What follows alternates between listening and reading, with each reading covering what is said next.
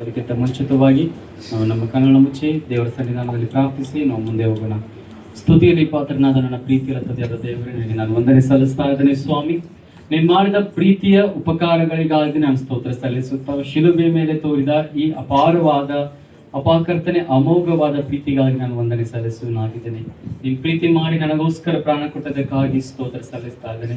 ಇವತ್ತು ನಾವು ಜೀವದಿಂದಿರುವುದು ನಿನ್ನ ಕೃಪೆ, ನೀನು ತಾನೇ ನಮ್ಮನ್ನು ನಡೆಸ್ತಾ ಬಂದಿದ್ದಕ್ಕಾಗಿ ಸ್ತೋತ್ರ. ನಿನ್ನ ಆಶೀರ್ವಾದ ಈ ವಾಕ್ಯದೊಟ್ಟಿಗೂ ಸಹ ಇರಲಿ. ನಿನ್ನ ಕೃಪೆ, ನಿನ್ನ ಆಶೀರ್ವಾದ ಯಾವಾಗಲೂ ನಮ್ಮೊಟ್ಟಿಗಿರಲಿ, ಯೇಸುವಿನ ನಾಮದಲ್ಲಿ ಆಮೆನ್. Hallelujah, hallelujah. ಕರ್ತನ ನಾಮದಲ್ಲಿ ಸ್ತೋತ್ರ ಉಂಟಾಗಲಿ. ದೇವರು ಶಿಲುಬೆ ಮೇಲೆ ಮಾತನಾಡಿದ 7 ಮಾತುಗಳನ್ನು ನಾವು ಜ್ಞಾಪಕ ಮಾಡಿಕೊಳ್ಳುವಂತಹ ಸಂದರ್ಭದಲ್ಲಿ ಆತನ ಆಡಿದ ಪ್ರತಿಯೊಂದೊಂದು ಮಾತು ಸಹ ಅದ್ಭುತವಾಗಿತ್ತು ಮತ್ತು ಆ ವಾಕ್ಯಗಳಲ್ಲಿ ಒಂದು ಅರ್ಥಭರಿತವಾದ ಆಶೀರ್ವಾದವೂ ಕೂಡ ಅಡಗಿತ್ತು. ಹಲ್ಲೆಲೂಯಾ. ಈ ವಾಕ್ಯಗಳನ್ನು ನಾವು ಜ್ಞಾಪಕ ಮಾಡುವುದಕ್ಕಿಂತ ಮುಂಚಿತವಾಗಿ ನನ್ನ ವಾಕ್ಯ ಈ ರೀತಿಯಾಗಿ ಹೇಳಲ್ಪಡ್ತಾ ಇದೆ. ದೇವರು ಕೊಟ್ಟ ವಾಕ್ಯ ಏನೆಂದರೆ, ಲೂಕನು ಬರೆದ ಸುವಾರ್ತೆ 23ನೇ ಅಧ್ಯಾಯ 43ನೇ ವಚನ ಈ ರೀತಿಯಾಗಿ ಹೇಳಲ್ಪಡ್ತಾ ಇದೆ. ಯೇಸು, ಈ ಹೊತ್ತೇ ನನ್ನ ಸಂಗಡ ಪರದೈಸಿಯನಲ್ಲಿರುವೆ ಎಂದು ನಿನಗೆ ಸತ್ಯವಾಗಿ ಹೇಳುತ್ತೇನೆ ಎಂದು ಉತ್ತರ ಕೊಟ್ಟನು. ಆಮೆನ್. ಈ ವಾಕ್ಯಗಳನ್ನು ನಾವು ಜ್ಞಾಪಕ ಮಾಡಿಕೊಳ್ಳುವಾಗ ನಮ್ಮ ಜೀವಿತದಲ್ಲಿ ದೇವರು 2ನೇ ಮಾತನ್ನ ಒಟ್ಟಾಗಿ 7 ಮಾತುಗಳನ್ನ ಶಿಲುಬೆ ಮೇಲೆ ಮಾತನಾಡಿರುವಂತಹ ಸಂದರ್ಭದಲ್ಲಿ ಈ 2ನೇ ಮಾತು ಸಹ ಬಹಳಷ್ಟು ಮುಖ್ಯವಾಗಿ ದೇವರ ಸನ್ನಿಧಾನದಲ್ಲಿ ನಾವು ಅರ್ಥ ಮಾಡಿಕೊಳ್ಳಬೇಕಾದಂಥ ಸಮಯವಾಗಿದೆ. ಯಾಕೆಂದ್ರೆ ನಾವು ಯಾರಾದರೂ ನಮ್ಮ ಮನೆ ಕುಟುಂಬಗಳಲ್ಲಿ ಅಥವಾ ನಮ್ಮ ಸಮಾಜದಲ್ಲಿ ನಮ್ಮ ಸುತ್ತಮುತ್ತಲಿನ ಸಂದರ್ಭಗಳಲ್ಲಿ ಅನೇಕರು ಯಾರಾದರೂ ಹಿರಿಯರಾಗಿರಬಹುದು, ಬಹಳಷ್ಟು ವಯಸ್ಸಾದಂಥ ವ್ಯಕ್ತಿಗಳು ಯಾವುದೇ ರೀತಿಯಾದ ಸ್ವಾಭಾವಿಕವಾಗಿರಬಹುದು ಅಥವಾ ಅಪಘಾತಕ್ಕಾಗಿ ಅವರು ತಮ್ಮ ಮರಣದ ಹಾಸಿಗೆಯಲ್ಲಿ ಇರುವಂತಹ ಸಂದರ್ಭದಲ್ಲಿ ಅವರು ಮಾತಾಡುವ ಪ್ರತಿಯೊಂದೊಂದು ಮಾತು ಸಹ ನಮಗೆ ಬಹಳಷ್ಟು ಮುಖ್ಯವಾಗಿರುತ್ತದೆ. ಹಲ್ಲೆಲೂಯಾ. ಅಂದ್ರೆ ನಮ್ಮ ಕುಟುಂಬದಲ್ಲಿ ಯಾರೊಬ್ಬರು ಹಿರಿಯರು ತೀರಿಕೊಳ್ತಾ ಇದ್ದಾರೆ, ಅವರು ಹಾಸಿಗೆ ಮೇಲಿದ್ದಾರೆ, ಅವರ ಸುತ್ತಮುತ್ತಲು ನಮ್ಮ ಎಲ್ಲಾ ಬಂಧು ಬಳಗದವರು, ನೆರೆಯವರು ಅವರು ಕುಳಿತುಕೊಂಡು ಅಳ್ತಾ ಇದ್ದೀರಿ, ಕೇಳ್ತಾ ಇದ್ದಾರೆ. ಅವರು ಆಡುವ ಪ್ರತಿಯೊಂದೊಂದು ಮಾತು ಸಹ ಬಹಳಷ್ಟು ಮುಖ್ಯವಾಗಿರ್ತದೆ. ಹಲ್ಲೆಲೂಯಾ. ಯಾಕೆಂದರೆ ಅವರು ಹಿರಿಯರು, ಅವರು ಗಂಡು ಮಗ ಆಗಿರ್ಬೋದು ಅಥವಾ ತಾಯಿ ಆಗಿರ್ಬೋದು, ಆ ತೀರಿಕೊಳ್ಳುವಂತ ಸಂದರ್ಭದಲ್ಲಿ ಯಾವ ರೀತಿಯಾಗಿ ತನ್ನ ಕುಟುಂಬವನ್ನು ಸಂತೈಸ್ತಾ ಇದ್ದಾರಾ, ಅಥವಾ ಕುಟುಂಬಕ್ಕೆ ಯಾವುದೇ ರೀತಿ ಎಚ್ಚರಿಕೆ ಮಾತುಗಳನ್ನ ಹೇಳ್ತಾ ಇದ್ದಾರಾ, ಅಥವಾ ಕುಟುಂಬಕ್ಕೆ ಏನಾದರೂ ಉಡುಗೊರೆಗಳನ್ನ ನೀಡ್ತಾ ಇದ್ದಾರೆ ಎಂಬುದಾಗಿ ನಾವು ಅನೇಕ ರೀತಿಯಾದ ವಿಷಯಗಳನ್ನ ಹಂಚಿಕೊಳ್ತಾ ಇದ್ದೇವೆ. ಹಲ್ಲೆಲೂಯಾ. ನಾವು ನೋಡುವಾಗ ಕೆಲವೊಂದು ವಿಷಯಗಳಲ್ಲಿ ಅನೇಕರು ತಮ್ಮ ಜೀವಿತಗಳಲ್ಲಿ ನೋಡ್ತಾ ಇದ್ದಾರೆ, ತಮ್ಮ ಮರಣದ ಹಾಸಿಗೆಯಲ್ಲಿ ಕುಳಿತುಕೊಂಡು ತಮ್ಮ ಮಕ್ಕಳಿಗೆ ಹೇಳ್ತಾ ಇದ್ದಾರೆ, ನೀನು ಇನ್ನು ಮುಂದೆ ನಾನು ಮಾಡತಕ್ಕಂಥ ಕೆಲಸಗಳನ್ನ ನೀನು ನಡೆಸು, ನಮ್ಮ ಹೊಲವನ್ನ ನೀನು ಮುನ್ನಡೆಸು, ನಾನು ಮಾಡತಕ್ಕಂಥ ಈ ಕೆಲಸವನ್ನ, ಈ ಒಂದು ವ್ಯಾಪಾರವನ್ನ ದೊಡ್ಡ ಮಗನಾದಂತ ನೀನು ಮುನ್ನಡೆಸು, ಸಣ್ಣ ಮಗನಾದಂತ ನೀನು ಈ ಕೆಲಸವನ್ನ ಮಾಡು, ನಲ್ಲಿರ್ತಕ್ಕಂಥ ಆಸ್ತಿಯನ್ನ ಇಷ್ಟು ಸಮಪಾಲಾಗಿ ಹಂಚಿಕೊಳ್ಳಿರಿ ಎಂಬುದಾಗಿ ಅನೇಕ ನಾವು ಸ್ವಾಭಾವಿಕವಾಗಿ ಈ ಲೋಕದ ರೂಢಿಯಲ್ಲಿ ನೋಡ್ತಾ ಇದ್ದೇವೆ. ಆದರೆ ದೇವರು ಶಿಲುಬೆ ಮೇಲೆ ಆಡ್ತಕ್ಕಿರ್ತಕ್ಕಂಥ ಈ ಪ್ರತಿಯೊಂದೊಂದು ಮಾತು ಸಹ ಬಹಳಷ್ಟು ಮುಖ್ಯವಾಗಿ ಮತ್ತು ಅದು ಅರ್ಥಗರ್ಭಿತವಾಗಿದೆ. ಹಲ್ಲೆಲೂಯಾ. ಈ ಲೋಕವನ್ನ ನೋಡ್ತಾ ಇಲ್ಲ ದೇವರು, ತನಗೆ ಕೊಟ್ಟಂತ ಅಧಿಕಾರದ ಮೇಲೆ ಮತ್ತು ತನಗೆ ನೇಮಿಸಲ್ಪಟ್ಟ ಒಂದು ಆ ಟಾಸ್ಕ್ ಅಂತ ಏನ್ ಹೇಳ್ತೀವಲ್ಲ, ಅದನ್ನ ದೇವರು ತನ್ನ ಮಕ್ಕಳಿಗೋಸ್ಕರ ನೆರವೇರಿಸುವಂತ ಕಾರ್ಯದಲ್ಲಿ ನಾವು ಈ ವಾಕ್ಯಗಳನ್ನ ಜ್ಞಾಪಕ ಮಾಡಿಕೊಡ್ತಾ ಇದ್ದೇವೆ. ಈ ವಾಕ್ಯಗಳನ್ನ ನೋಡುವಾಗ, ಈ ಹೊತ್ತೇ ನನ್ನ ಸಂಗಡ ಪರದೈಸಿಯಲ್ಲಿರು ಎಂಬುದಾಗಿ ಯಾರಿಗೆ, ಯಾವಾಗ, ಯಾಕೆ ಈ ಮಾತನ್ನು ಹೇಳ್ತಾ ಇದ್ದಾರೆ ನಾವು ಹಿನ್ನೆಲೆಯಾಗಿ ನೋಡಿಕೊಳ್ಳುವಾಗ, ಸ್ವಾಮಿ ಜೊತೆ ಆತನ ಬಲಗಡೆ ಮತ್ತು ಎಡಗಡೆಯಲ್ಲಿ ಇನ್ನು 2 ವ್ಯಕ್ತಿಗಳನ್ನ ತೂಗು ಹಾಕಲ್ಪಡ್ತಾ ಇದ್ದಾರೆ. ಯೇಸು ಸ್ವಾಮಿ ಜೊತೆ ಏನಿದೆ, ಆ 2 ವ್ಯಕ್ತಿಗಳನ್ನ ಸಹ ತೂಗು ಹಾಕಲ್ಪಡ್ತಾ ಇದ್ದಾರೆ. ಅವರು ಯಾವ ಕಾರ್ಯದ ನಿಮಿತ್ತವಾಗಿ ತೂಗು ಹಾಕಲ್ಪಟ್ಟಿದ್ದಾರೆ ಮತ್ತು ಕ್ರಿಸ್ತನು ಯಾವ ನಿಮಿತ್ತದ ಪ್ರಕಾರ ಆತನಿಗೆ ಈ ಶಿಲುಬೆ ಶಿಕ್ಷೆ ದೇವರ ಮಗನಿಗೆ ವಹಿಸಲ್ಪಟ್ಟಿದೆ. ನಾವು ಆಲೋಚನೆ ಮಾಡುವಾಗ ಆ 2 ಕಳ್ಳರ ಮಧ್ಯದಲ್ಲಿ ದೇವರು ಅವರು ಮಾಡಿದ ಕಳ್ಳತನಕ್ಕೆ ಅನುಗುಣವಾಗಿ, ಅವರು ಮಾಡಿದ ದರೋಡೆಗಳಿಗೆ ಅನುಗುಣವಾಗಿ ಅವರಿಗೆ ಶಿಲುಬೆ ಶಿಕ್ಷೆ ಆ 2 ಕಳ್ಳರಿಗೆ ವಿಧಿಸಲ್ಪಟ್ಟಿರ್ಬೇಕಾದ್ರೆ, ದೇವರು, ನನ್ನ ದೇವರು ನಿಮ್ಮನ್ನ ನನ್ನ ಪಾಪಗಳಿಗೋಸ್ಕರವಾಗಿ ಆವತ್ತು ಶಿಲುಬೆಯ ಮಧ್ಯದಲ್ಲಿ ತೂಗಾಡ್ತಾ ಇದ್ದಾರೆ. ಹಲ್ಲೆಲೂಯಾ. ಈ ಕಳ್ಳನಿಗೂ ಮತ್ತು ನನ್ನ ತಂದೆಗೂ ಸಹ ವ್ಯತ್ಯಾಸವಾಗಿದೆ. ಯಾಕೆಂದರೆ ದೇವರು ನನಗೋಸ್ಕರ, ನಿನಗೋಸ್ಕರ, ನಮ್ಮ ಪಾಪಗಳಿಗೋಸ್ಕರ ಶಿಲುಬೆ ಮೇಲೆ ತೂಗಾಡ್ತಾ ಇದ್ದಾರೆ. ಕಳ್ಳರು ಮಾತ್ರ ಅವರು ಮಾಡಿದ ಕಾರ್ಯಗಳ ನಿಮಿತ್ತವಾಗಿ, ಅವರಿಗೆ ಒಂದು ಶಿಕ್ಷೆಯ ನಿಮಿತ್ತವಾಗಿ ಅವರು ತೂಗಲು ಹಾಕಲ್ಪಡ್ತಾ ಇದ್ದಾರೆ. ಇಲ್ಲಿ 2 ಕಳ್ಳಂದಿರು ಸಹ ಅವರ ಮಧ್ಯದಲ್ಲಿ ಒಂದು ಕನ್ವರ್ಸೇಷನ್ ಅಥವಾ ಒಂದು ಮಾತುಕತೆ ನಡೀತಾ ಇದೆ. ಯಾವ ರೀತಿಯಾದ ಮಾತುಕತೆ? ಅದು ನೋವಿನ ಮಾತುಕತೆ. ಅವರಿಗೆ ಕಷ್ಟ ಆಗ್ತಾ ಇದೆ, ಅವರಿಗೆ ಸಂಕಟ ಆಗ್ತಾ ಇದೆ. ಅಂತ ಸಂದರ್ಭದಲ್ಲಿ ಸಹ ಅವ್ರು ಮಾತಾಡ್ತಾ ಇದ್ದಾರೆ. ಏನಂತಾರೆ, ಒಬ್ಬ ಕಳ್ಳ ಹೇಳ್ತಾ ಇದ್ದಾನೆ, ನಿನ್ನ ಅನೇಕರ ಮಧ್ಯದಲ್ಲಿ ಏನೋ ದೇವರ ಮಗನು, ಮೆಸ್ಸಿಹನು, ಬರಬೇಕಾದ ಕ್ರಿಸ್ತನು ನಾನೇ ಎಂಬುದಾಗಿ ನೀನು ಅನೇಕರ ಮಧ್ಯದಲ್ಲಿ ಹೇಳಿಕೊಂಡು ತಿರುಗಾಡ್ತಾ ಇದೆಯಲ್ಲ, ಇವತ್ತು ನೀನು ದೇವರ ಮಗನಾಗಿದ್ದರೆ ಈ ಶಿಲುಬೆಯ ಮೇಲಿಂದ ಇಳಿದು ಬಾ. ಆಗ ಆ ಇನ್ನೊಬ್ಬ ಕಳ್ಳ ಆತನಿಗೆ ಹೇಳ್ತಾ ಇದ್ದಾನೆ, ಏನಂದ್ರೆ, ನೀನು ನಿನ್ನ ಕಡೆಗಳಿಗೆಯಲ್ಲೂ ಸಹ ನೀನು ಮಾನಸಾಂತರ ಹೊಂದ್ತಾ ಇಲ್ಲವಲ್ಲ, ನಿನ್ನ ಕಡೆಗಳಿಗೆಯಲ್ಲೂ ಸಹ ನಿನ್ನ ಬುದ್ಧಿಯನ್ನು ನೀನು ಬಿಡ್ತಾ ಇಲ್ಲವಲ್ಲ. ಯಾಕೆಂದರೆ ಈತನು ಬರಬೇಕಾಗಿರುವ ಕ್ರಿಸ್ತನೇ ಎಂಬುದಾಗಿ ಆತನು ಅಲ್ಲಿ ಅಂಗೀಕಾರ ಮಾಡಿಕೊಳ್ತಾ ಇದ್ದಾನೆ. ಹಲ್ಲೆಲೂಯಾ. ಯಾಕೆ ಎಂಬುದಾಗಿ ನಾವು ನೋಡುವಾಗ ಇವರಿಬ್ಬರು ಮಾತುಕತೆ ಮುಂಚಿತವಾಗಿ ಯಾವಾಗ ಸಿಪಾಯಿಗಳು ಅಲ್ಲಿರ್ತಕ್ಕಂಥ ಎಲ್ಲ ಗಣ್ಯಮಾನ್ಯರು, ಆವತ್ತಿನ ಕಾಲದಲ್ಲಿರ್ತಕ್ಕಂಥ ಎಲ್ಲ ಗಣನೀಯ ವ್ಯಕ್ತಿಗಳು ಸಹ ಯೇಸುವನ್ನು ಶಿಲುಬೆಗೆ ಹಾಕಿಸಲ್ಪಟ್ಟು ನೋಡುವಾಗ ಆತನನ್ನು ನೋಡ್ತಾ ಇದ್ದಾರೆ. ಆತನನ್ನು ನೋಡಿ ಆತನನ್ನ ಅಪಹಾಸ್ಯಗೈತಾ ಇರುವಂತ ಸಂದರ್ಭದಲ್ಲಿ ದೇವರು ಮೊದಲನೇ ಮಾತೇನು ಹೇಳಿದ್ರಿ, ಇವರನ್ನ ತಂದೆಯೇ, ಇವರ ಏನ್ ಮಾಡ್ತಾರೆ ಎಂಬುದಾಗಿ ಇವರಿಗೆ ಅರಿಯರು, ಇವ್ರನ್ನ ನೀವು ಕ್ಷಮಿಸ್ತೀರಿ ಎಂಬುದಾಗಿ. ಆ ಕ್ಷಮಾಪಣೆಯ ಮಾತನ್ನ ಕೇಳಿದ ತಕ್ಷಣ ಪಕ್ಕದಲ್ಲಿದ್ದಂತಹ ಕಳ್ಳನಿಗೂ ಸಹ ಮಾನಸಾಂತರವಾಗ್ತಾ ಇದೆ. ಆತನು ಸಹ ದೇವರ ಸನ್ನಿಧಾನದಲ್ಲಿ, ಹೌದು, ಈತನು ಇಷ್ಟು ಕಷ್ಟ ಕೊಟ್ಟರು ಸಹ, ಇಷ್ಟು ನೋವುಗಳನ್ನ ಈತನಿಗೆ ನೀಡಿದರೂ ಸಹ ಈತನು ಇವ್ರನ್ನ ಕ್ಷಮಿಸ್ತಾ ಇದ್ದಾನೆ.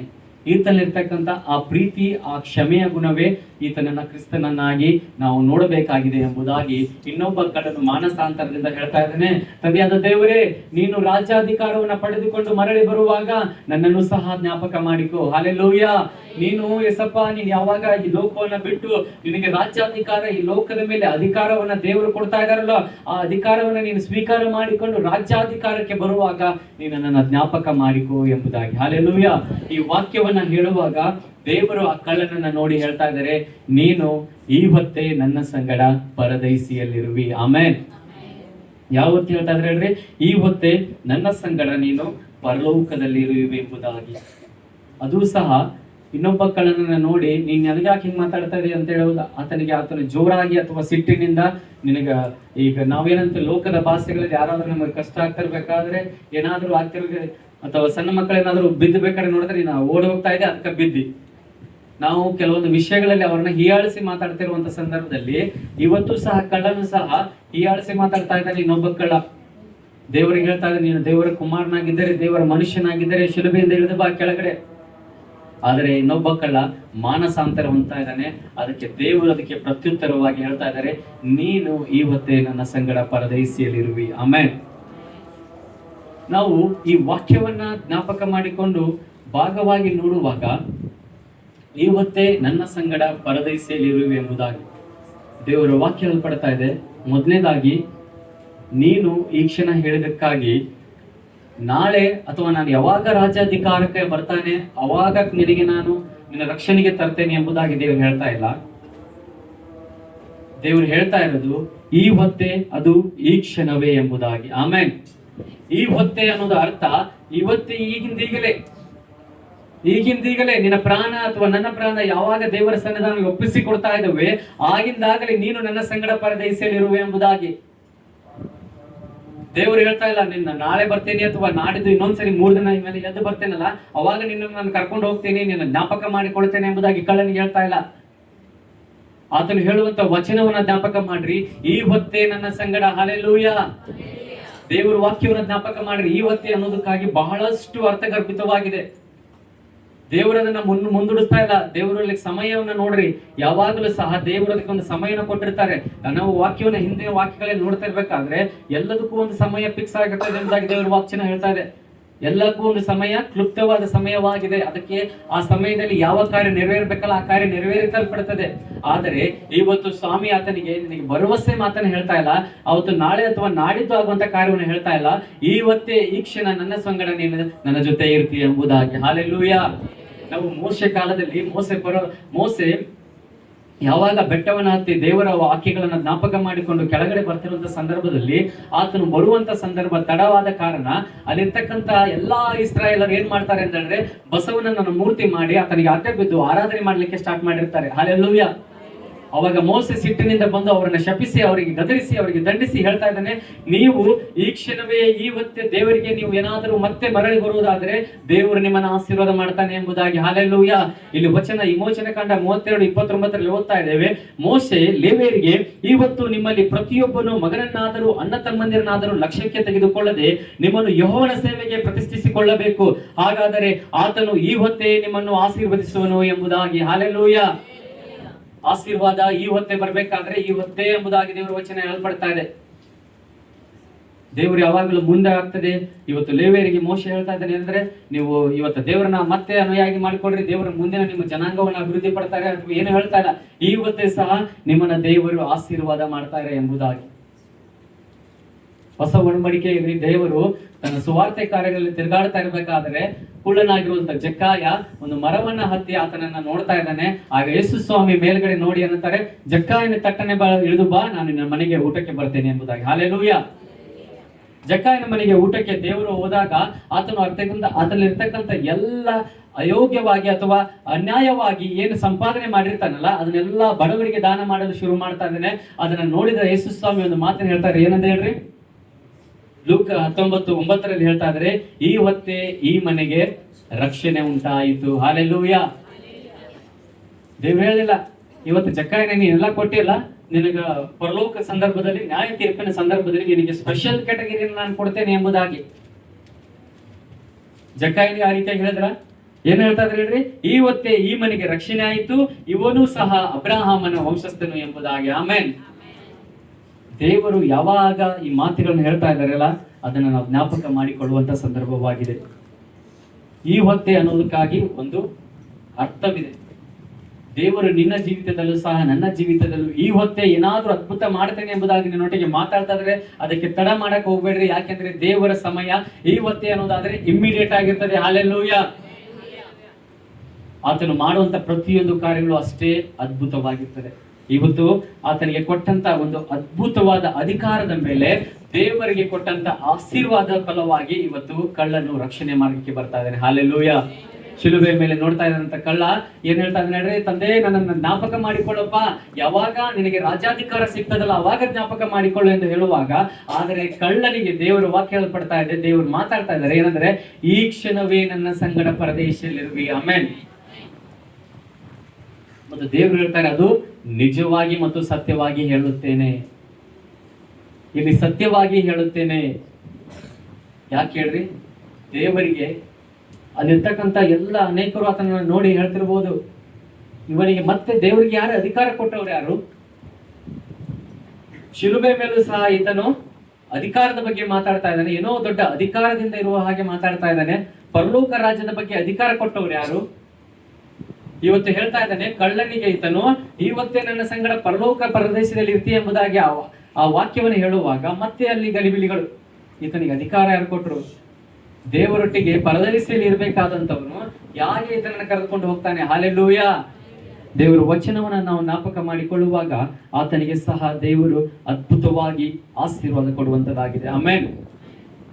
ಇಲ್ಲಿ ಅಧಿಕಾರದ ಬಗ್ಗೆ ನಾವು ನೋಡುವಾಗ ಯೋಹಾನ ಬರೆದ ಸುವಾರ್ತೆ 6ನೇ ಅಧ್ಯಾಯ 37ನೇ ವಚನದಲ್ಲಿ ಈ ರೀತಿ ಹೇಳ್ತಾ ಇದೆ, ತಂದೆಯು ನನಗೆ ಕೊಡುವಂತರೆಲ್ಲರೂ ನನ್ನ ಬಳಿಗೆ ಬರುವರು ಮತ್ತು ನನ್ನ ಬಳಿಗೆ ಬರುವವನನ್ನು ನಾನು ತಳ್ಳಿ ಬಿಡುವುದೇ ಇಲ್ಲ. ಹಲ್ಲೆಲೂಯಾ. ಯೇಸು ಸ್ವಾಮಿಯನ್ನ ನಂಬಿ ಯಾರ್ಯಾರು ಬರ್ತಾ ಇದಾರಲ್ಲ ಆ ಅಧಿಕಾರದ ಮೇಲೆ ದೇವ್ರು ಹೇಳ್ತಾ ಇದ್ರೆ ಅವ್ರನ್ನ ಯಾರನ್ನು ನಾನು ತಳ್ಳಿ ಬಿಡುವುದಿಲ್ಲ ಎಂಬುದಾಗಿ. ಆತನು ಕೊಟ್ಟಂತ ಆಶೀರ್ವಾದವೇ ಇದು ನಮಗೆ ಅಧಿಕಾರದ ಮೂಲವಾಗಿದೆ. ಯೋಹಾನ 5:24 ಉದಾಹರಿಸ್ತಾ ಇದ್ದೇವೆ, ನಿಮಗೆ ನಿಜವಾಗಿ ಹೇಳುತ್ತೇನೆ, ನನ್ನ ವಾಕ್ಯವನ್ನು ಕೇಳಿ ನನ್ನನ್ನು ಕಳುಹಿಸಿದ ಆತನನ್ನು ನಂಬುವವನು ನಿತ್ಯ ಜೀವವನ್ನು ಹೊಂದಿದ್ದಾನೆ, ಅವನು ತೀರ್ಪಿಗೆ ಗುರಿಯಾಗುವುದಿಲ್ಲ, ಮರಣದಿಂದ ಪಾರಾಗಿ ಜೀವಕ್ಕೆ ಸೇರಿದ್ದಾನೆ. ಹಲ್ಲೆಲೂಯಾ. ನನ್ನನ್ನು ನಂಬುವವನು ತೀರ್ಪಿಗೆ ಗುರಿಯಾಗುವುದಿಲ್ಲ, ಮರಣದಿಂದ ಪಾರಾಗಿ ಜೀವಕ್ಕೆ ಸೇರಿದ್ದಾನೆ. ಇದು ನಮ್ಮ ದೇವರ ವಾಕ್ಯವನ್ನು ನಾವು ನೋಡುವಾಗ ಕಳ್ಳನು ಸಹ ದೇವರಿಗೆ ತೀರ್ಪಿಗೆ ಗುರಿಯಾಗಲಿಲ್ಲ. ದೇವರೊಟ್ಟಿಗೆ ಆತನು ಡೈರೆಕ್ಟ್ ಆಗಿ ಜೀವಕ್ಕೆ ಬಾಧ್ಯನಾದನು, ಜೀವಬಾಧ್ಯರ ಪಟ್ಟಿಗೆ ಆತನು ಯೋಗ್ಯರಾದನು. ಹಲ್ಲೆಲೂಯಾ. ದೇವರ ವಾಕ್ಯ ಆಶೀರ್ವಾದವಾಗಿದೆ. ನನ್ನ ಸಂಗಡ ಇವತ್ತೇ ಪರದೈಸಿಯಲ್ಲಿರುವೆ. ನಾವು ಹಿನ್ನೆಲೆಯಾಗಿ ನೋಡ್ಕೊಳ್ರಿ, ಕಳ್ಳ ಎಷ್ಟು ದರೋಡೆ ಮಾಡಿದ್ದ, ಎಷ್ಟು ಮನೆಗಳಲ್ಲಿ ಸುಲಿಗೆ ಮಾಡಿದ್ದ, ಎಷ್ಟು ಹಣವನ್ನು ಅನ್ಯಾಯವಾಗಿ ಗಳಿಸಿದ್ದ. ಎಷ್ಟೋ ರೀತಿಯಾಗಿ ತನ್ನ ಜೀವಿತವನ್ನ ಕಳೆದುಕೊಂಡಿದ್ದ. ಆದರೆ ಒಂದೇ ಒಂದು ಮಾತು, ಶಿಲುವೆ ಮೇಲೆ ಆತನು ಮಾನಸಾಂತರ ಪಟ್ಟನು. ಹಲ್ಲೆಲೂಯಾ. ಆತನು ಮಾನಸಾಂತರ ಪಟ್ಟನು. ದೇವರು ಆತನಿಗೆ ಇಮ್ಮಿಡಿಯೇಟ್ ಆಗಿ ರಕ್ಷಣೆಯನ್ನು ಕೊಟ್ಟರು. ಆಮೆನ್. ಹಲ್ಲೆಲೂಯಾ. ಸಭೆಯಾಗಿ ನಾವು ಸಹ ಅನೇಕ ರೀತಿಯಾದ ಕಾರ್ಯಗಳಲ್ಲಿ, ಗಲಿಬಿಲಿಗಳಲ್ಲಿ, ತೊಂದರೆಗಳಲ್ಲಿ, ಪಾಪದ ಕಾರ್ಯಗಳಲ್ಲಿ ಬಿಡುವಾಗ, ದೇವರ ಹತ್ರ ನಾವು ಕೇಳಿಕೊಳ್ಳುವಾಗ, ಸ್ವಾಮಿ ನನ್ನ ತಪ್ಪಗಳನ್ನ ಕ್ಷಮಿಸು, ನನ್ನ ಪಾಪಗಳಿಂದ ಬಿಡುಗಡೆ ಕೊಡು, ನಿನ್ನ ರಾಜ್ಯದಲ್ಲಿ ನನ್ನನ್ನು ಸೇರಿಸಿಕೋ ಎನ್ನುವಾಗ ದೇವರು ವಾಗ್ದಾನ ಮಾಡ್ತಾ ಇದ್ದಾರೆ. ಏನಂದ್ರೆ, ಇವತ್ತೇ ನೀನು ಸಹ ನನ್ನ ಸಂಗಡ ಪರಲೋಕದಲ್ಲಿರುವೆ. ಆಮೆನ್. ದೇವರ ವಚನಗಳನ್ನ, ದೇವರ ವಾಕ್ಯಗಳನ್ನ ಆವತ್ತು ಶಿಲುಬೆ ಮೇಲೆ ಮಾತನಾಡಿದ ದೇವರು ಇವತ್ತು ನಮ್ಮೊಟ್ಟಿಗೂ ಸಹ ಮಾತನಾಡುವ ದೇವರಾಗಿದ್ದಾರೆ. ನಮ್ಮ ಜೀವಿತವನ್ನ ನೋಡುವಂತ ದೇವರಾಗಿದ್ದಾರೆ. ಆತನ ಕೃಪೆಯನ್ನು ನಾವು ನೋಡುವಂತ ದೇವರಾಗಿದ್ದೀವಿ. ಪ್ರಕಟಣೆ 2:7 ವಚನ ಹೇಳಲ್ಪಡ್ತಾ ಇದೆ, ದೇವರಾತ್ಮನು ಸಭೆಗಳಿಗೆ ಹೇಳುವುದನ್ನು ಕಿವಿಯುಳ್ಳವನು ಕೇಳಲಿ. ಯಾವನು ಜಯ ಹೊಂದುತ್ತಾನೋ ಅವನಿಗೆ ದೇವರ ಪರದೈಸಲ್ಲಿರುವ ಜೀವದಾಯಕ ವೃಕ್ಷದ ಹಣ್ಣನ್ನು ತಿನ್ನುವುದಕ್ಕೆ ಕೊಡುವೆನು. ಆಮೆನ್. ಆಮೆನ್. ಹಲ್ಲೆಲೂಯಾ. ದೇವರ ವಾಕ್ಯ ಹೇಳಲ್ಪಡ್ತಾ ಇದೆ, ಸಭೆಯುಳ್ಳವನು ಕಿವಿಯುಳ್ಳವನು ಕೇಳ್ರಿ. ಯಾವನು ಜಯ ಹೊಂದುತ್ತಾನೋ ಅವನಿಗೆ ದೇವರ ವಾಕ್ಯದಲ್ಲಿ, ದೇವರ ಕಾರ್ಯಗಳಲ್ಲಿ, ದೇವರ ಸಭೆಗಳಲ್ಲಿ ಮಾನಸಾಂತರ ಹೊಂದಿ ನಮ್ಮ ಜೀವಿತವನ್ನ ಆತ್ಮಿಕವಾಗಿ ಬಲ ಹೊಂದಿಕೊಳ್ತಾ ಇದ್ದವು. ಅವರು ದೇವರಿಗೆ ಹೇಳ್ತಾ ಇದ್ದಾರೆ, ಅವನಿಗೆ ದೇವರ ಪರದೈಸಿಯಲ್ಲಿರುವ ಜೀವದಾಯಕ ವೃಕ್ಷದ ಹಣ್ಣನ್ನು ತಿನ್ನುವುದಕ್ಕೆ ಕೊಡುವೆನು. ಆಮೆನ್. ನಾವು ಪ್ರಕಟಣೆಯಲ್ಲಿ ನೋಡ್ತಾ ಇದ್ದೀವಿ, ದೇವರು ಹೇಳುವಂತ ವಚನವೇ ಇದಾಗಿದೆ. ನೀವು ಮಾನಸಾಂತರ ಪಡುವುದಕ್ಕಾಗಿ ಅಥವಾ ನೀವು ದೇವರ ಸನ್ನಿಧಾನದಲ್ಲಿ ನಿಮ್ಮ ಜೀವಿತವನ್ನ ದೇವರಿಗೆ ಅರ್ಪಿಸಿಕೊಡುವುದಕ್ಕಾಗಿ ಇದೇ ಸಮಯ ಅಂತಲ್ಲ. ನಾನು ಶುಕ್ರವಾರವೇ ಉಪವಾಸವಿದ್ದು ದೇವರನ್ನ ಆರಾಧನೆ ಮಾಡಿ ಅವಾಗಲೇ ಮಾನಸಾಂತರ ಪಡ್ತೇನೆ. ನಾನು ಕರ್ತನ ಭೋಜನಕ್ಕೆ ಬರೋದಕ್ಕಿಂತ ಮುಂಚಿತವಾಗಿಯೇ 10 ನಿಮಿಷಗಳ ಕಾಲ ಏನು ಆರಾಧನೆ ಮಾಡ್ತೇನೆ, ಅವಾಗಲೇ ಮಾನಸಾಂತರ ಪಡ್ತೇನೆ. ಅಥವಾ ನಾನು 21 ದಿನಗಳ ಕಾಲ, 40 ದಿನಗಳ ಕಾಲ ದೇವರ ಸನ್ನಿಧಾನದಲ್ಲಿ ಉಪವಾಸವಿದ್ದು ಅವಾಗಲೇ ಮಾನಸಾಂತರ ಪಡ್ತೇನೆ. ನಾನು ಒಂದು ಬೇರೆಯವರ ಕೂಟಕ್ಕೆ ಹೋಗಿ, ಬೇರೆ ವಿಶ್ವಾಸಿಗಳ ಕೂಟಕ್ಕೆ, ಬೇರೆ ಸಭೆಯವರ ಕೂಟಕ್ಕೆ, ದೊಡ್ಡ ದೊಡ್ಡ ಸೇವಕರ ಕೂಟಕ್ಕೆ ಹೋಗಿ ಅಲ್ಲೇ ವಿಶ್ವಾಸಿಗಳಲ್ಲಿ ನಾನು ಅವರೊಟ್ಟಿಗೆ ಕೂತಿಕೊಂಡು ಅವಾಗಲೇ ಮಾನಸಾಂತರ ಪಡ್ತೇನೆ ಎಂಬುದಾಗಿ ನಾವು ಅರಿತುಕೊಳ್ಳುವುದಾದರೆ, ದೇವರಾತ್ಮನ ಸಭೆಗೆ ಹೇಳ್ತಾ ಇದ್ದಾನೆ, ಕೇಳ್ರಿ. ಏನಂದ್ರೆ, ಜೀವವುಳ್ಳ ದೇವರ ವಾಕ್ಯವನ್ನ ಕೇಳುವಾಗ ಆತನಲ್ಲಿ ಯಾವ ಸಮಯದಲ್ಲಿ ಬೇಕಾದ್ರೂ ನೀನು ಮಾನಸಾಂತರ ಹೊಂದುವುದಾದರೆ ದೇವರು ನಿನ್ನನ್ನು ಆ ಕ್ಷಣವೇ ದೇವರ ಸಂಗಡ ಪರದೇಶಿಯಲ್ಲಿ ನಿನ್ನ ನಾಮವನ್ನ ಎತ್ತಲ್ಪಡುವಂತವರಾಗಿದ್ದಾರೆ. ಆಮೆನ್. ಹಲ್ಲೆಲೂಯಾ. ದೇವರ ವಾಕ್ಯವನ್ನು ಜ್ಞಾಪಕ ಮಾಡಿಕೊಡ್ರಿ. ಕಳ್ಳನನ್ನ ಜ್ಞಾಪಕ ಮಾಡಿಕೊಡ್ರಿ. ಕಳ್ಳ ಎಷ್ಟೋ ಕಷ್ಟಪಟ್ಟು ಏನೋ ಮಾಡಿ, ಏನೋ ಶಿಲುಬೆಗೆ ಮಾಡಿ ಆತನ ಜೀವಿತವನ್ನ ನೋಡುವಾಗ, ಆದರೆ ದೇವರು ಆತನಿಗೆ ಒಂದೇ ಒಂದು ಅವಕಾಶ, ಇವತ್ತೇ ಈ ಕ್ಷಣ ನನ್ನ ಸಂಗಡ ನೀನು ಪರಲೋಕದಲ್ಲಿ ಪರದೈಸಿಯಲ್ಲಿರ್ತಿ ಎಂಬುದಾಗಿ. ಅಂತ ಒಂದು ಭಾಗ್ಯವನ್ನ ದೇವರು ನಮ್ಮ ಜೀವಿತದಲ್ಲೂ ಸಹ ಕೊಡ್ತಾ ಇದ್ದಾರೆ. ಎಲ್ಲರಿಗೂ ಒಂದು ಕಡೆ ಚಾನ್ಸ್ ಅಂತ ಇರ್ತದೆ.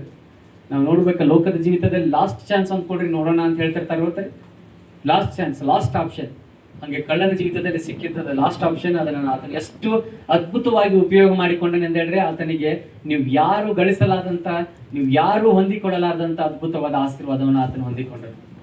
ನಮ್ಮ ಜೀವಿತದಲ್ಲಿ ಹೇಳ್ತಾ ಇನ್ನೊಂದು ಚಾನ್ಸ್ ಕೊಡ್ರಿ, ಲಾಸ್ಟ್ ಚಾನ್ಸ್ ಕೊಡ್ರಿ, ನೋಡೋಣ ಏನ್ ಮಾಡ್ತಾನೆ ಎಂಬುದಾಗಿ, ಅದನ್ನು ಗೆದಿತಾನೆ ಅಥವಾ ಸೋಲ್ತಾನೆ ಎಂಬುದಾಗಿ ನಾವು ನೋಡುವಾಗ, ಇಲ್ಲಿ ಕಳ್ಳನಿಗೆ ಕೊಟ್ಟಂತ ಲಾಸ್ಟ್ ಚಾನ್ಸ್ ಅನ್ನು ಅದನ್ನು ಅದ್ಭುತವಾಗಿ ಉಪಯೋಗ ಮಾಡಿಕೊಂಡನು.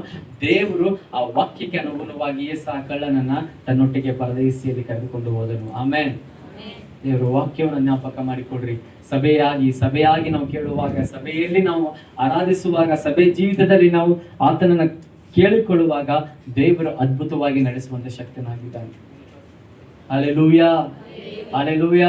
ಒಂದು ದಿನ ಸಭಾಪಾಲಕರು ಮತ್ತು ಅವರ ಮಗ ಏನ್ ಮಾಡ್ತಿರ್ತಾರಂದ್ರೆ, ಯಾವಾಗಲೂ ಸಂಡೇ ಆರಾಧನೆ ಮುಗಿದ ತಕ್ಷಣ ಸಾಯಂಕಾಲ ಒಂದು ಊರುಗಳಿಗೆ, ಬೇರೆ ಬೇರೆ ಊರುಗಳಿಗೆ ಹೋಗಿ ಸಣ್ಣ ಮಗ ಮತ್ತು ಸಭಾಪಾಲಕರು ಅವರ ಸಭೆ ಮುಗಿದ ತಕ್ಷಣ ದೇವರ ಸುವಾರ್ಥ ಕರಪತ್ರಗಳನ್ನು ತೆಗೆದುಕೊಂಡು ಬೇರೆ ಬೇರೆ ಗ್ರಾಮಗಳಿಗೆ ಹೋಗಿ, ಬೇರೆ ಬೇರೆ ಹಳ್ಳಿಗಳಿಗೆ ಹೋಗಿ ಸುವಾರ್ತೆಯ ಕರಪತ್ರಗಳನ್ನ, ಯೇಸು ನಿನ್ನನ್ನು ಪ್ರೀತಿಸುತ್ತಾನೆ ಎಂಬುದಾಗಿ ಸುವಾರ್ಥ ಕರಪತ್ರಗಳನ್ನ ಹಂಚ್ತಾ ಇರ್ತಾರೆ. ಹೀಗೆ ಪ್ರತಿ ವಾರ ನಡೆಯುವಂತ ಕಾರ್ಯ ಇದು.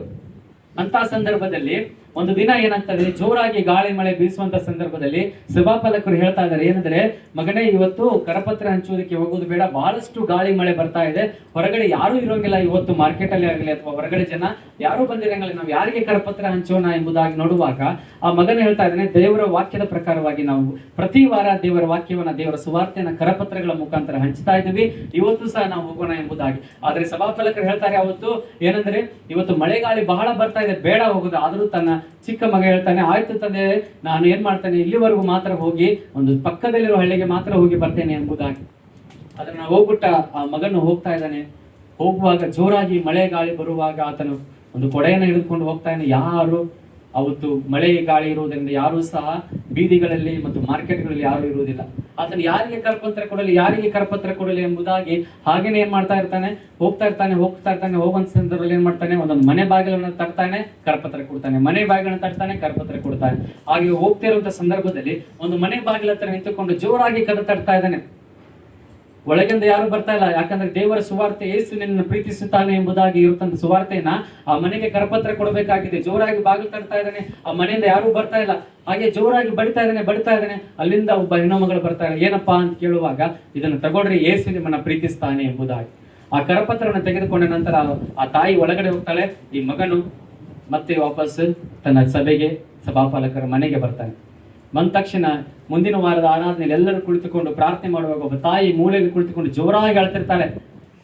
ಅವಳನ್ನು ಕೇಳಿದ ಸಭಾಪಾಲಕರು, ಏನಮ್ಮ ನಿನ್ನ ಸಾಕ್ಷಿ ಎಂಬುದಾಗಿ ಕೇಳುವಾಗ ಅವ್ರು ಹೇಳ್ತಾ ಇದ್ದಾರೆ, ತಂದೆಯೇ, ಸಭಾಪಾಲಕರೇ, ಕಳೆದ ವಾರ ನಾನು ನನ್ನ ಕಷ್ಟದ ನಿಮಿತ್ತವಾಗಿ ನನ್ನ ಗಂಡ ತೀರಿ ಹೋದ, ನನ್ನ ಮಕ್ಕಳು ತೀರಿ ಹೋದರು, ನನ್ನ ಜೀವಿತ ನಶ್ವರವಾದಂತಹ ಸಂದರ್ಭದಲ್ಲಿ ನಾನು ಏನ್ ಮಾಡಿದ್ದೆ, ಕಳೆದ ವಾರ ರಾತ್ರಿ ರವಿವಾರ ದಿನ ಸಾಯಂಕಾಲ 5-6 ಗಂಟೆ ಸುಮಾರು ಮಳೆ ಬರ್ತಾ ಇತ್ತು. ಅವತ್ತು ನಾನು ಏನ್ ಮಾಡಿದ್ದೆ, ನನ್ನ ಜೀವನವನ್ನು ನಾಶ ಮಾಡಿಕೊಳ್ಳಬೇಕು ಎಂಬುದಾಗಿ, ನಾನು ನೇಣು ಹಾಕಿಕೊಳ್ಬೇಕು ಎಂಬುದಾಗಿ ಆಲೋಚನೆ ಮಾಡಿ ನಾನು ಏನ್ ಮಾಡ್ಕೊಂಡಿದ್ದೆ, ಹಗ್ಗವನ್ನ ಕುಣಿಕೆಯನ್ನ ಫ್ಯಾನಿಗೆ ಹಾಕಿ ನನ್ನ ಕುರ್ಚಿ ಮೇಲೆ ನಿಂತುಕೊಂಡಿದ್ದೆ.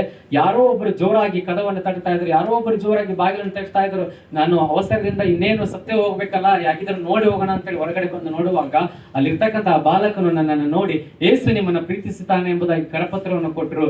ಅವತ್ತು ಆ ಕರಪತ್ರವನ್ನು ಓದಿದ ಮೇಲೆ ಗೊತ್ತಾಯ್ತು, ಸ್ವಾಮಿ ನನ್ನನ್ನು ಪ್ರೀತಿ ಮಾಡಲು ಸಹ ಒಬ್ಬರಿದ್ದಾರೆ ಎಂಬುದಾಗಿ. ಇವತ್ತು ನಾನು ಬದುಕಿರುವುದು, ನಾನು ಇವತ್ತು ನಿಮ್ಮ ಸಭೆಯಲ್ಲಿ ಕುಳಿತಿರುವುದು ಆ ಮಗನ ಕೊಟ್ಟಂತ ಕರಪತ್ರ ಆಗಿರ್ಬೋದು, ಮತ್ತು ಈ ಒಂದು ದೇವರ ಸುವಾರ್ತೆ, ದೇವರು ನನ್ನನ್ನು ಪ್ರೀತಿ ಮಾಡ್ತಾ ಇದ್ದಾರೆ. ನನ್ನ ಜೀವಿತದಲ್ಲಿ ಯಾರು ಇಲ್ಲ ಎಂಬುದನ್ನು ನಾನು ತಿಳಿದುಕೊಂಡಿದ್ದೆ, ಆದರೆ ನನ್ನ ಜೀವಿತದಲ್ಲಿ ದೇವರು ನನ್ನೊಟ್ಟಿಗಿದ್ದಾರೆ ಎಂಬುದಾಗಿ. ಹಲ್ಲೆಲೂಯಾ.